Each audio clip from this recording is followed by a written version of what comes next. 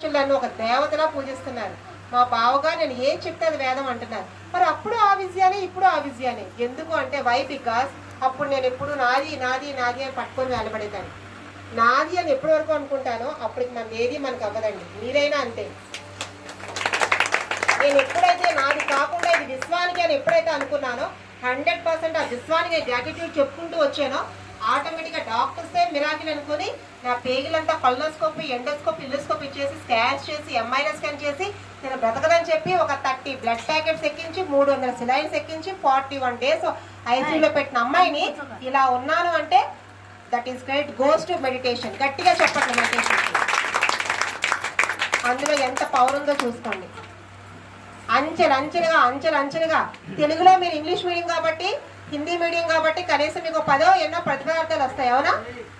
అవునా? కానీ మా ఇద్దరి పిల్లలు కేవీలో చదివి వచ్చినా కూడా 44 ప్రతిపదార్థాలు ఉంటే 44 కూడా చదివించాలి. ఎందుకంటే పిల్లలకి తెలుగు అంటే మంచి మమకారం.